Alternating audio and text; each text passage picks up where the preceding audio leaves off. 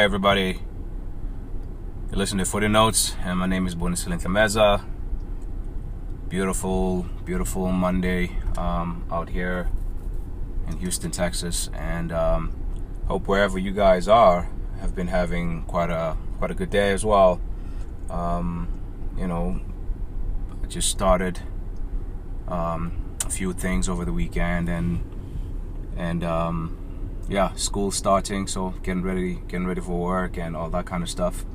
But I thought I'll come in today and just talk to you guys about a few things as usual. I try to give good stuff between Mondays and Fridays, at least twice a week, roughly around that schedule. So with that said, the Arsenal played yesterday, played against Chelsea. I tried watching that game. I don't know how many of you guys were able to actually purchase the pass or the match pass or whatever they were calling it, or a ticket for just under £8. I refused to buy a pass for one of the previous games, but for this one I was like, you know what? It's close enough to the season. The team will look, close to, at least should look close to what it will look like on Friday, I think the 13th, against Brentford. So I was like, you know what, I'll buy this thing and see how it goes. And I couldn't make it happen for some reason. I kept getting declined. I don't know how many of you guys had the similar problem. So I didn't really get to watch that game, but I did get to see some highlights, and I tried to follow on Twitter. So I'm not going to spend time talking too much about that game because I didn't watch it. But I do want to just say, it was nice for Arsenal to maintain a good run against Chelsea. I mean, the game was a 2-2 draw. So 2-2 against the European champs. I guess that means, Arsenal should probably be getting close to top 4, or maybe even qualify for top 4 this season. So let's see. I mean, they've set the bar high, drawing against the European champs. Fuck the referees, by the way, for not seeing that goal. And then also the tackle against Thomas Partey. Hopefully that's not, too bad of an injury, but we'll talk about that a little bit later. But yeah, I don't want to talk too much about the game. And I saw highlights. Saw Ben White's block in the game, where Ziyech took an eternity to take a shot on goal. So gave Ben White, I guess, a good highlight on his Arsenal debut. But like I said, I don't want to talk too much about that, the game. So I'm just highlighting a few things that I saw. And I saw a beautiful pass from Lokonga to Pepe, leading to the Willock ghost goal. But the rest of it all, it seemed like the friendly game was played at an intense level. I'm hearing a few people talking about, the intensity, at least when it comes to the tackles that the Chelsea players were putting on some of the Arsenal boys. It sounds like they were playing already at a close to Premier League level, or maybe even worse than what's acceptable in the Premier League, depending on who you listen to. But those of you who did watch the game, hopefully it was a better game than what the scoreline suggested. So it's going to be one of those few instances where I don't get to watch a game. So I don't want to talk about it because, I like to comment on things that I've seen with my own eyes. I'm hearing good things from people about Ben White, but those of you who've listened to any of my podcasts before, I spoke about him, I think, at least in every one of the last 3 or 4. So, and you should know then that I'm not surprised, and I've been an early buyer on him. I'm really, really hopeful about what he can do for this Arsenal team. However, it does rely upon who we put next to him and put around him, though. So if he's going to be playing with people like Hector Bellerin, who are semi-checked out, or Rob Holding, who can be questionable when it comes to decision making. Rob Holding's a good lad, good guy, but he can make some stupid decisions sometimes at the back. So So that's that. I do want to say just one more thing about Ben White before we move on. Is that like he actually more than one, just a few more things about Ben White before we move on. I was listening to Adrian Clark, who is the guy he's like a technical analyst on the Arsenal.com breakdown series that they do after every game. He's a voice that I really enjoy. So if you are able to, if you're an Arsenal fan and you're interested in like seeing a perspective about what happens in Arsenal games, he usually will do a breakdown of every game, usually about 7 to 10 minute episodes. Adrian Clark, he's a former Arsenal player. He didn't have a great career himself, but he speaks well about football, and I respect his voice. I mean, he does work for the club, so obviously you want to, use your own discretion as to how much of what he says you listen to. But I've seen him also be critical of the club. He does it tastefully and respectfully, but I've seen him be fair in his critique. So anyway, he shared a few statistics on the breakdown, as well as on a different podcast that I was listening to earlier, about Ben White's statistics. I've kind of like titled this part about this, that Ben White has this weird but awesome statistics, and some of which like really are about, like I said to you guys in the previous podcast, that he's a player that, even though he's a defender, some of the striking things about him are about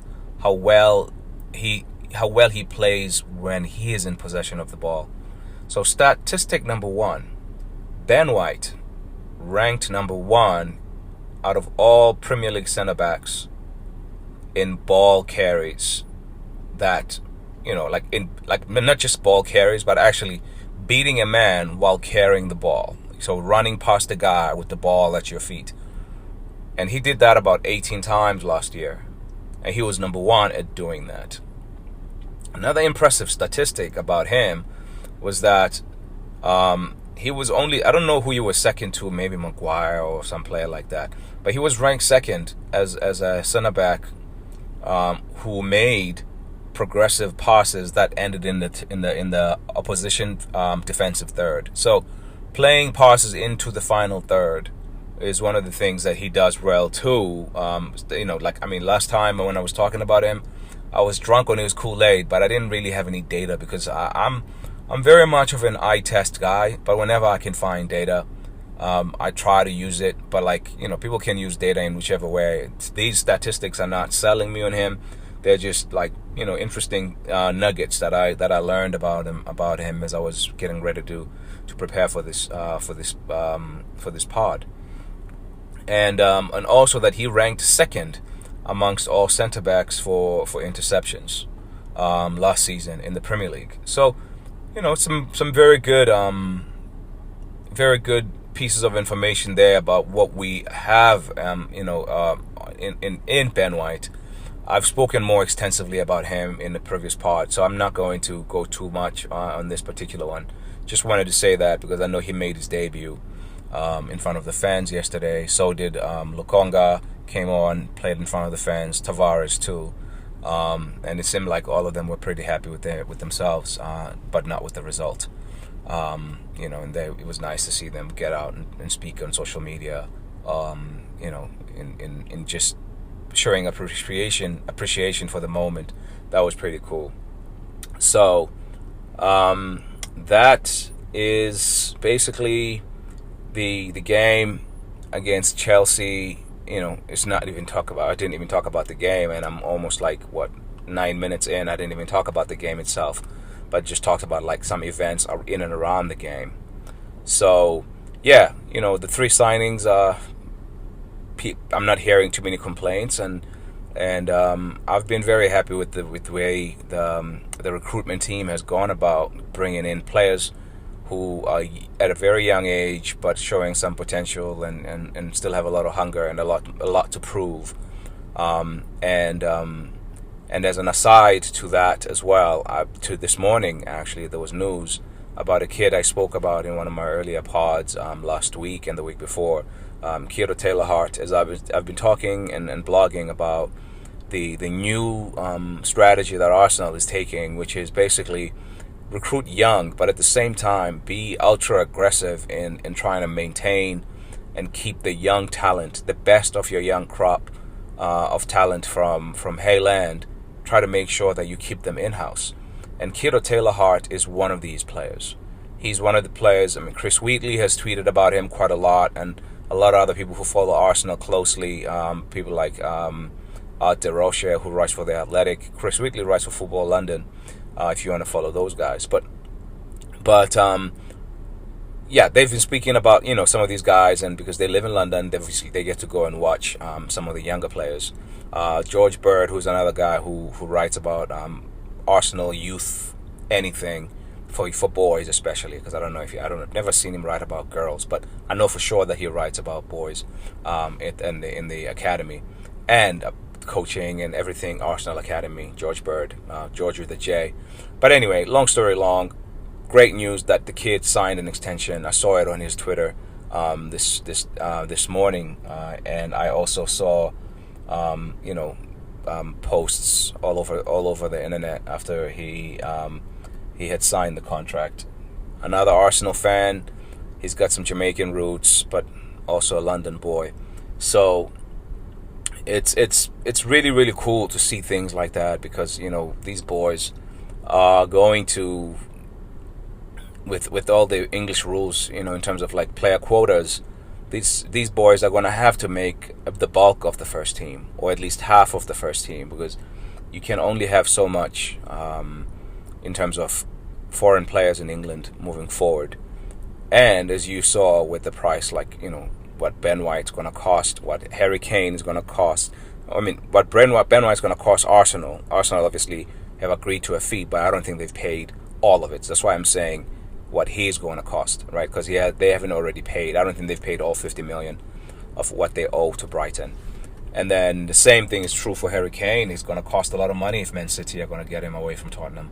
I mean, I'm hearing, prices for Jack Grealish as well that are around the 100 million mark. So, Jadon Sancho. I mean, English boys are just very pricey. That's just the way it goes. Unless you're Arsenal selling them, and then you don't make a lot of money from any player of any nationality. But, yeah, so, I mean, Taylor-Hart, good news. But we're not getting a lot of good news with the outgoings, but we will be talking about that in just a bit.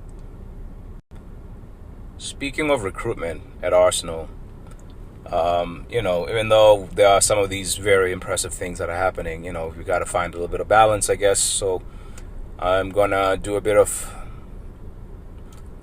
talking about some of the things that are still needing to be ironed out by the club. And one of them, it looks like the Granit Xhaka thing. It looks like it's coming to what now looks like a swift resolution into him being integrated back into the squad, and both he and the club accepting that he's not going anywhere, at least not for another year.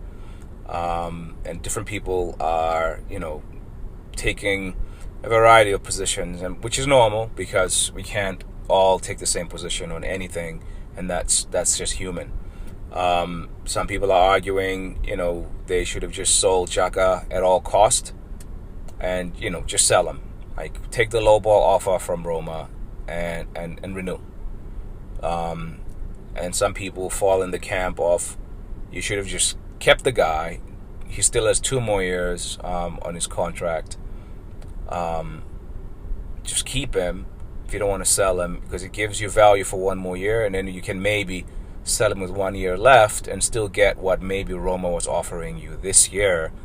But at that point, he will only have 1 year left on his contract, and he'll be another year older, pushing closer to 30, which would be reasonable, right? 1 year left, a guy about a year or just over a year to his 30th birthday.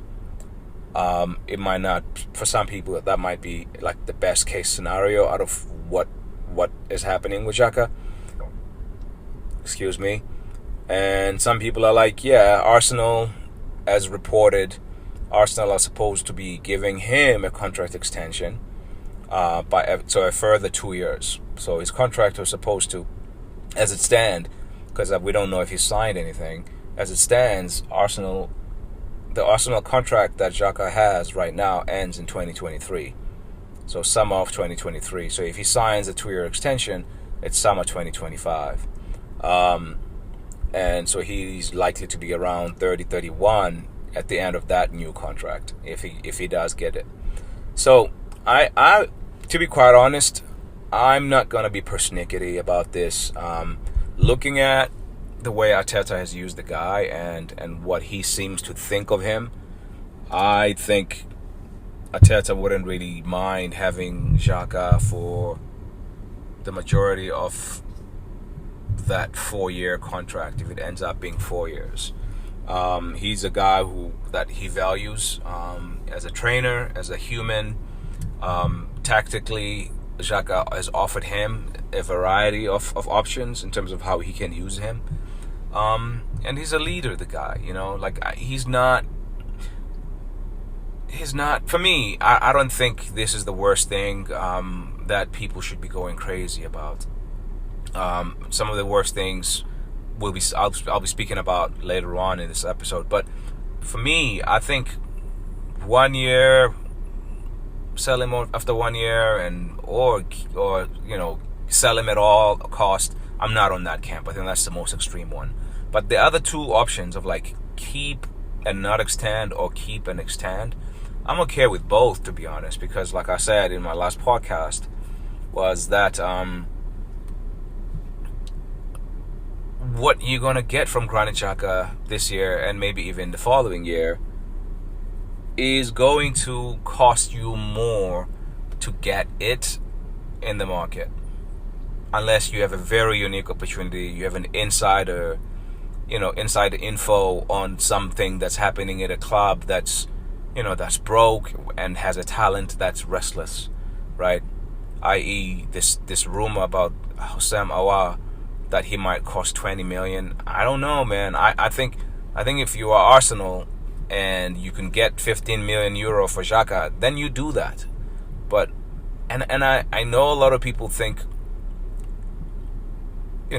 that the price for Aouar is 20 million.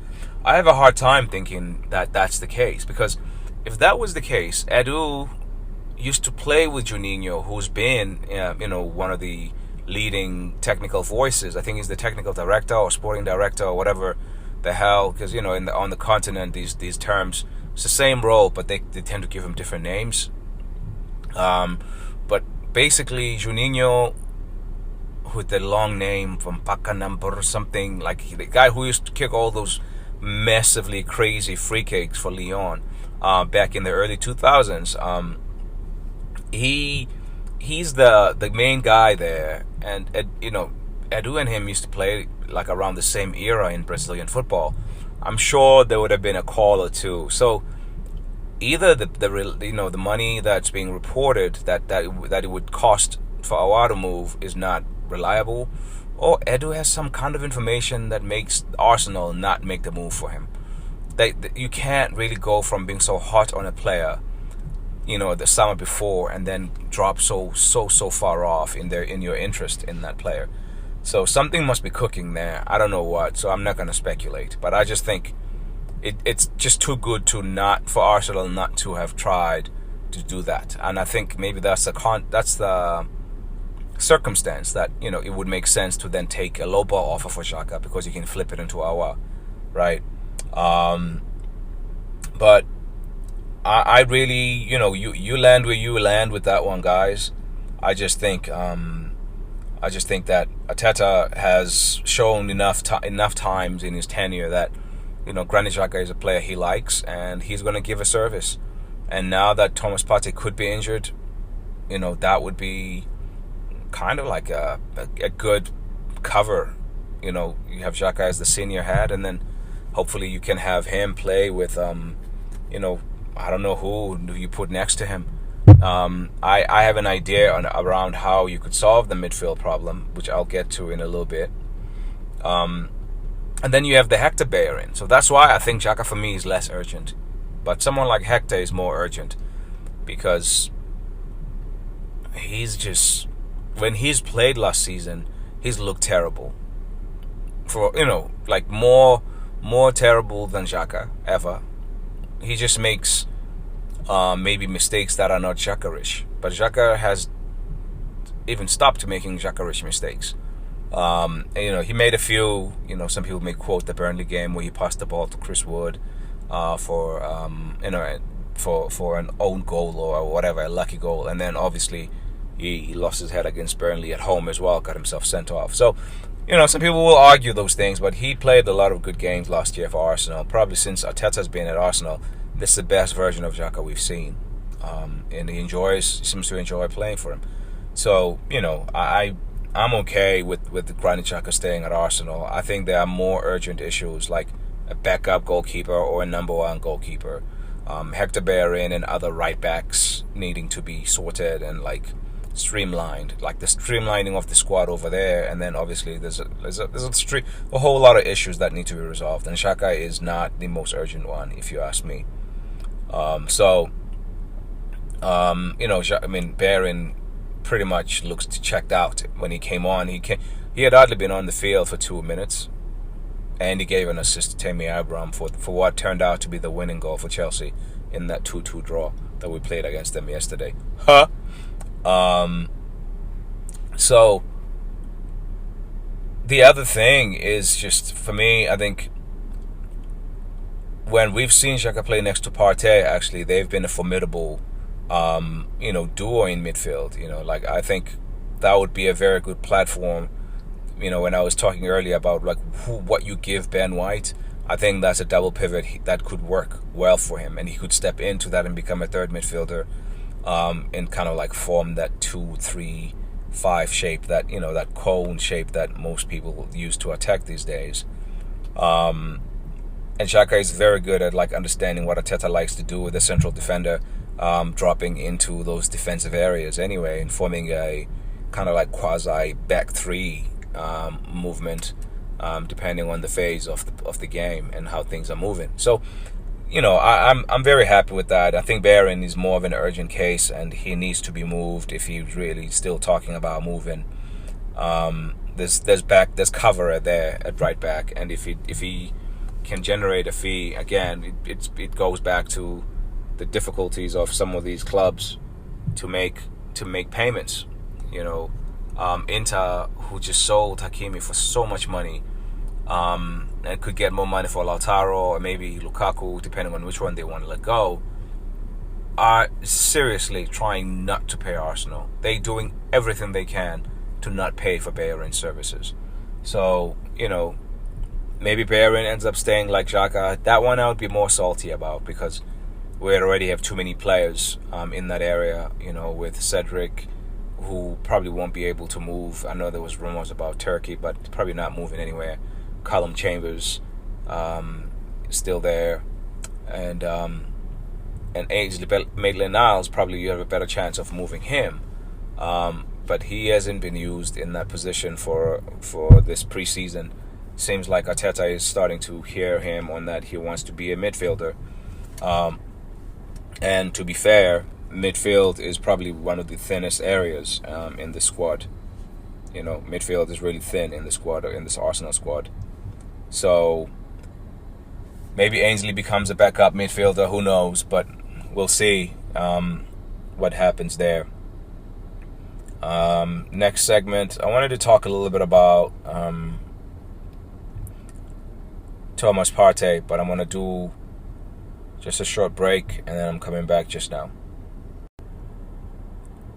So, I touched up on Thomas Partey's injury from yesterday's game, and I wanted to explore a few things here. Considering the slowness of outgoing business at Arsenal and at many other clubs.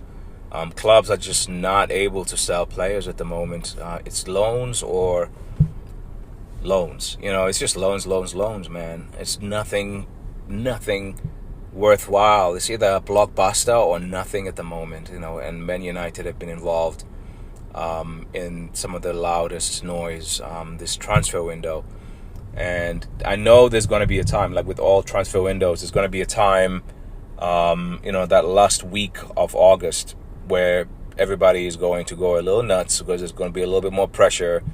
People are going to need to shift players out instead of having bloated squads like Arsenal has one still. So everybody's going to be in the same situation. So it's going to be a crazy market, and hopefully, our technical and football operations side of things is going to be very agile and opportunistic and find ways. But I'm going to just say right now, if you're a sensible person, you will most likely expect to be disappointed with some of the things that will not happen that we all think should happen.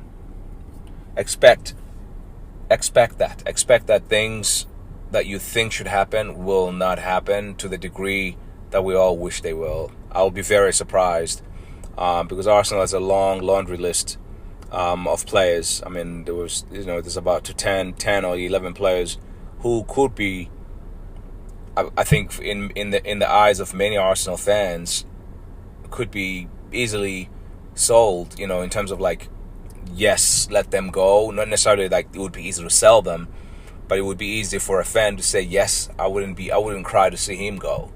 That's what I mean by saying could be easily sold. But the problem is, the reality is that money is tight, and a lot of our players are well paid compared to what they would get elsewhere, so they won't want to leave Kolasinac. Especially after he saw a couple of guys who are his friends. Most of his close mates left in January, and many of them, actually all of them, were paid to leave. So, he's probably, and I'm sure he's still in touch with Mesut Ozil. They were tight when he was here. And remember that big scene where those guys were trying to mug them and Kolasinac fought them off and protected his boy Ozil. So, Ozil, Mustafi, that crew, all of them be speaking German and kind of buddy with each other. And they also, lifestyle-wise, they're all Muslim guys, and, so they're tight. And I'm sure, they've been giving each other advice, and I don't think that's wrong. I just think the guy is just waiting for his time to get paid, and then maybe make a decision based off of that. And none of us would leave for free, so, I'm not going to judge him for that. But before I talk about all these outgoings and the struggles with the outgoing situation, I want to come to what Arsenal could do with the midfield if Partey's injury was serious and money remains as tight as it looks to be. I think if it's terrible for Arsenal, the news that come back from the MRI that Thomas Partey is supposed to have, I think Arteta needs to consider playing a 4-3-3, like a straight 4-3-3, not a 4-2-3-1 with a number 10, but like maybe 4 at the back with Xhaka sitting deep as a deep line playmaker, and then 2 kids who can run on either side of him.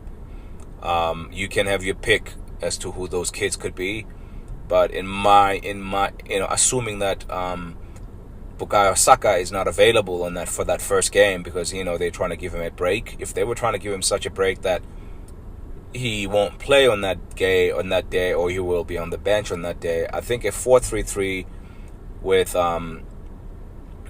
so the back 4 will sort itself out, I'm sure, because we have enough options there. But I was thinking more in midfield, Granit Xhaka as the middle of the 3. Maybe you play Lokonga on the left of him and Joe Willock on the right of him, or on either side, those 2 guys. Because Willock is the guy who will run between the 2 boxes anyway, and so he kind of gives you, depending on the phase of the game, he gives you the 4-2-3-1 shape anyway, because he'll be joining a lot more, and he's got the pace and he's got the ability to go run box to box. So he would give us an extra attacking player in the opposition box and in the final third.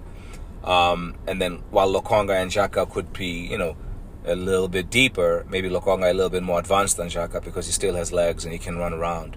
And Xhaka then can dictate play and just boss them around and tell them where to go and that kind of deal. I could see that working. And then what that would mean though is that Emil Smith-Rowe, because I'm sure a lot of people will be like, well, what about Smith-Rowe? I would actually, in that situation, he would play outside on the left, because otherwise you have playing with Willian there, or Nketiah, because Saka, if he's getting a break, then he won't be available to play. Martinelli won't be available to play as well, likely, if the Olympics go as well as we think they will for Brazil. So then you can have Smith-Rowe on the left, Aubameyang in the middle, even though he's been poor in this preseason, and then Pepe on the right. So you have, the ability there to still have Kieran Tierney overlap, and then you have your three in midfield who can, it would be a dynamic lineup in a way, because you can then create still with Tierney coming in, and ESR would join in and come into a center. So you kind of have him and Joe Willock playing in that 5 up front, and then Joe Willock's availability there would allow whoever plays in it right back to tuck in and kind of like cover the midfield area next to Xhaka and Lokonga. So you could attack that way, and then maybe Pepe would give you the width in this situation, and Willock could kind of like underlap and go all around, go around Pepe. Pepe tucks in, so like that's how you can create your 5 channels up front. Pepe on either side of Aubameyang, Pepe and ESR, and then Tierney outside on the left. And so I think that could be an interesting solution, if you ask me. And it would show us early on what Lokonga is about, and Willock too. Because I expect those two boys to, I know Lokonga's just signed, so he's going nowhere. But Willock, there's all this talk about whether he could leave or not. But I would be surprised if Willock is gone by the time Arsenal plays against this newly promoted team, Brentford. So yeah, I just think that midfield 3 with that front 3 that I just said still gives you options on the bench. I don't know. Worth considering, I think. Worth considering. Because I have very little faith that they are going to go out and buy, another player just because Thomas Partey is injured. Unless the injury looks like he'll be out all the way through the winter, which I don't think that's going to happen. So it'll be interesting. It'll be really, really interesting, because the 4-2-3-1 will put a lot of pressure on Smith-Rowe, and you could probably still do it, but I think a 4-3-3 allows a much greater level of fluidity, and it would allow us to press a little bit better as well. You'd have players positionally spread around the pitch in an easier way to cover spaces. So I don't know. I don't know what you guys think. Maybe you can give me some comments and tell and share your views as to what you think could be done. But I'm talking mostly about I'm talking about internal solutions.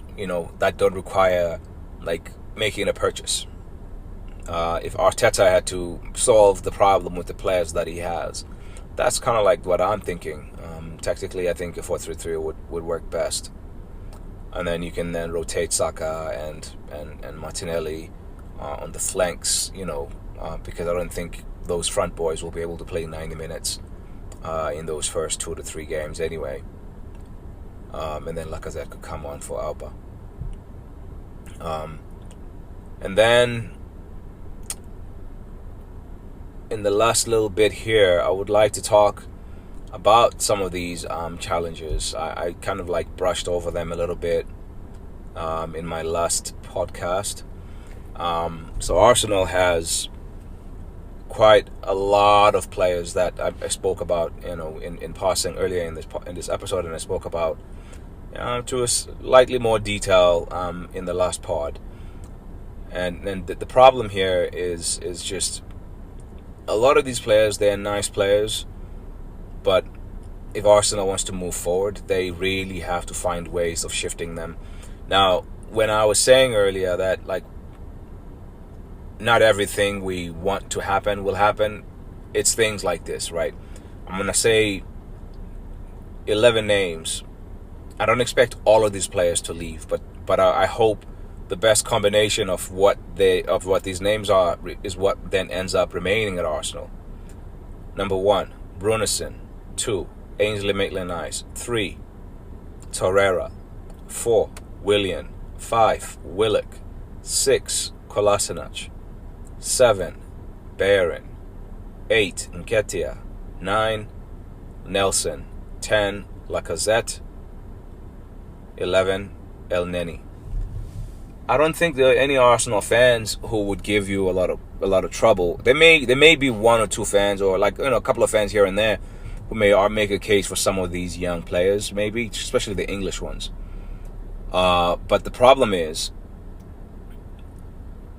Nelson is reported to have a year left. I don't know if the club is an option for an extra year, but he's heavily reported to have just 1 year left on his contract. No links, and I know that there's been talk of that the club has offered him a contract and he hasn't signed one. There's just links of Crystal Palace. I don't know how strong those are. They came out towards the end of last week and during the weekend. The Sun, who are not always reliable, reported that Patrick Vieira likes the look of Nelson. But beyond that, nothing else. El Neni, he's probably going to end up staying because he's just a good guy. Even though, you shouldn't keep players because they're good guys, he may end up staying because I don't know who's going to be a buyer, and whoever is going to want him, it's probably going to be some club in Turkey who can't pay what Arsenal will want for him. But I'd be okay with him staying or leaving, El Neni. Lacazette, 1 year left. Arsenal may end up keeping him because what are they gonna do if they sell him for 10, 15 million pounds? If they can even get that for him, I don't think anybody's gonna want to take the wages that Lacazette is on for what he's produced at Arsenal. I think the player we thought we were getting from Lyon, and even though he's been decent, this is not the player we thought we were buying for about 48, 47 million pounds. Hector, Inter are haggling the fuck out of this one. Like literally haggling. They are doing all they can to get this guy for free. And I think that's one of the reasons Arsenal have been, reported that they may be giving him an extension. It's one of those extensions to maybe let him go to Inter, charge him a hefty loan fee, and then if Inter decide, okay, we don't want him, at least Hector would have been on a shop window, still with some years remaining on his contract, and maybe when things pick up, because eventually things will pick up. But right now, clubs are broke. Kolasinac, like I just spoke about, we won't go back in that. Joe Willock is probably the one who can bring back and fetch some coin for Arsenal.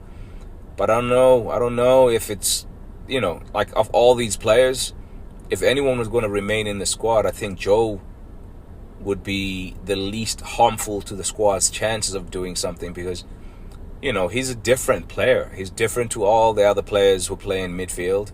He's a weird kind of like midfield / forward. And I don't know if you guys have been looking, but boy, he's grown into his man body. He's filling up. He's kind of full now. And he's like a weird kind of midfield player, like, Decore. That kind of midfielder that runs and busy but scores goals, and he's a little tricky too because Joe has played some time on the wing, so he's got skill on him. He can go past people. Decore can go past people with speed. Joe can go past people with speed and a little bit of cleverness. It's just his link-up play hasn't translated too well to the senior game, and so it will be interesting to see what he eventually does as he develops. So I think he would be one of the few players. Him and Ainsley, I would be okay with them staying, but we'll see. Willian could end up staying because, again, who's going to take him for the wages that is on? His wages are a stumbling block. And at the age that he is, you know, the clubs who would want him, again, are going to be in the U.S., South America, maybe Italy, but like none of those countries have teams that would pay him a lot of money. There was talk about Al Ali from this guy, Nicolo Schira. He's an Italian journalist, but another Italian journalist who was more reliable, Fabrizio Romano, rebutted that, and it was like, nope, there's no talk between them two. So this one could end up being Willian staying, in which case, you know, like, it makes it hard to go all out and buy players. Torreira, sad story, still unclear when or if he'll be coming back to Arsenal this year. He's still not back for training, even though Copa America ended early for Uruguay. I mean, it didn't end too early, but people who were playing in the Copa America final are back training in other places, you know. And I know Uruguay were not in the final because Brazil and Argentina were in the final. So, I don't know what's going to happen there. Ainsley and Runarsson. Again, Runarsson had a loan move that fell through. So back to square one with that one. So, you know, this is the time to figure out what Arsenal is going to need to do. And I think of these 11 possible players for departure, I mean, I think they would have done well to get about half of that out the door, because of the wages. The older players are probably going to remain because of the wages, unless Arsenal pays them to go again. Because the young English players, you may get some of them, you know, to clubs like Newcastle, like Brentford, or you know, maybe even championship teams who are looking to be ambitious to bounce back up, like West Brom. I think, you know, you can get some money for some of these guys, but it's tough times, man. It's tough times. I just don't know what the club can do to achieve all that needs to be achieved this summer window. I can't see it. I really cannot see it. So we may need to adjust our expectations as you know, as new information shows up and it looks more and more bleak for the chances of sales. So we have another pod coming out this coming Friday, and I'll look a little bit ahead to the game against Tottenham, and see what news are coming out of Arsenal during the week, because this Friday will be a week basically before the Premier League season begins. Hopefully there'll be some movement, but I don't even know. But I do hope that all of you guys will have a good week. Thank you for the support. Thank you for joining and listening in. If you got this far, you are a champ. Yeah, I'm enjoying doing these, man. It's been really, really fun. So, if you guys want to check out my website and give me some topics that you would like for me to cover more of, please feel free to do that, or you can hit me also and message me on Twitter. I'm kind of like establishing a few avenues for communication: Facebook, Twitter, and you know, trying to build a little community here where we can have conversations about, you know, football. I'm an Arsenal fan, so I'm going to be talking a lot about Arsenal. But beyond that, I'm looking to, as I'm getting more confidence and I'm gaining more experience at doing this thing, I'm going to be talking, you know, about football at large, and from time to time, not too much, but like from time to time, talking about interesting topics, bringing in a couple of friends to talk about, you know, things that they're doing that are exciting, and, you know, travel / you know, teacher stories, and just regular people. You know, it's a FootyNotes podcast for that reason. It's, you know, it's football, but at the same time, just the people, you know, people on foot, like what's going on the ground, like how are you doing, and how's life going, and that sort of thing. I'm very fascinated about that. I'm very curious. I'm a student of life in general. but football is one of my great loves. You know, like I say a lot of the time, it's my first love. But long story long, this has been good. Thank you so much for your support. I ramble, I digress. Cheers. See you on Friday.